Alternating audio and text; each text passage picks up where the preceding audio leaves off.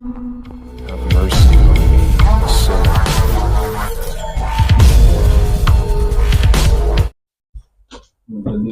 संपूर्ण भारत में गोहत्या को बंद करने के लिए, गोमाता को राष्ट्रमाता का सम्मान दिलाने के लिए पूरे भारत में अभियान चल रहा है। इस अभियान को 22 सितंबर से 26 अक्टूबर तक चलाया जाएगा। 26,663 किलोमीटर बड़ी ये यात्रा है, जिसका नाम है गोध्वज स्थापना भारत यात्रा। ये यात्रा पूर्व से पश्चिम, उत्तर से दक्षिण संपूर्ण भारत में जाएगी और ये पूरे भारत में प्रत्येक राजधानी में हर दिन एक नई राजधानी में जाएगी। लगभग 33 दिनों के अंदर शंकराचार्य महाभाग जगतगुरु शंकराचार्य पूज्य अभिमुक्तेश्वरानंद जी महाराज पूरे भारत का प्रवास करेंगे। हर दिन वो नए प्रदेश की राजधानी में होंगे। इसी क्रम में वो पूरे ये जो यात्रा की जब शुरुआत हुई थी 22 सितंबर को राम जन्मभूमि से हुई थी, उसकी परिक्रमा करके शंकराचार्य जी चले थे और इस यात्रा का जो समापन होगा 26 अक्टूबर को दिल्ली में होगा, बल्कि 27 सितंबर को ये वृंदावन में भी ये यात्रा जाएगी और आगे इसको बढ़ाया जाएगा। इसी के साथ में ये जो यात्रा है ये हमारे जम्मू में 22 अक्टूबर को आएगी और यहाँ पर शंकराचार्य जी 12 बजे से 3 बजे तक गो महासभा को संबोधित करेंगे। एक गोध्वज की यहाँ पे स्थापना की जाएगी और यह तय कराया जाएगा कि जैसे पूरे देश में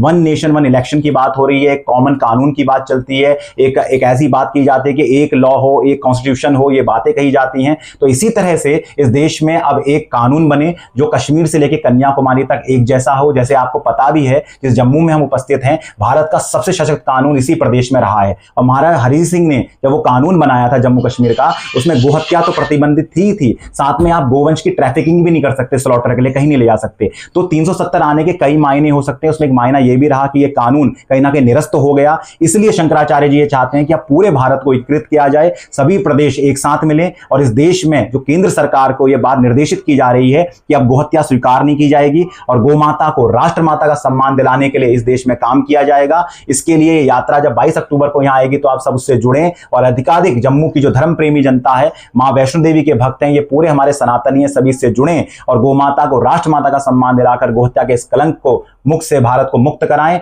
और भारत में जो हम आजादी का अमृत महोत्सव मना रहे हैं, तो इस आजादी का मूल जैसे गाय रही है, तो उसकी हत्या मुक्त जब हम कर देंगे तो आजादी का अमृत महोत्सव इसको कहा जाएगा सच्चे मन में। और सनातन धर्म का प्राण है गाय। हमारा वेद कहता है पशुओं न गाव, गाय पशु नहीं हमारे लिए, गावो विश्वस्य मातृ, गाय विश्व की माता है। तो पहले उसे हम अपने भारत में तो माता का सम्मान दे। इसके लिए जगतगुरु शंकराचार्य पूज्य अभिमुक्तेश्वरानंद जी महाराज पूरे भारत को एक कर रहे हैं। जैसे आदि गुरु शंकराचार्य ने केरला से चल के कालड़ी से पूरे भारत को एक किया था, ऐसे आद्य गुरु शंकराचार्य ज्योतिष पीठाधीश्वर जगतगुरु शंकराचार्य पूज्य अभिमुक्तेश्वरानंद जी महाराज पूरे भारत को एक कर रहे हैं, गौ के लिए एक कर रहे हैं। और इसका बहुत बड़े परिणाम सुखद ये आ गए कि अभी आपने कल 30 सितंबर की खबर देखी होगी कि महाराष्ट्र की सरकार ने अपने यहां पर प्रस्ताव पारित किया और देसी गौ माता को राज्य माता का सम्मान भी दिया है। तो यात्रा का असर भी है। तो सभी एकजुट हो जाइए। अगर हिंदू हम सब एकजुट होंगे तो गोहत्या का कलंक मिटेगा। और जब शंकराचार्य यहां पधारें तो हम सब एकीकरण के साथ उनका साथ दें और उनके साथ पूज्य गोपाल मणि जी महाराज जी भी रहेंगे। तो यही सब कहते हुए हम यहाँ आप सब पत्रकार बंधुओं का धन्यवाद भी ज्ञापित करते हैं।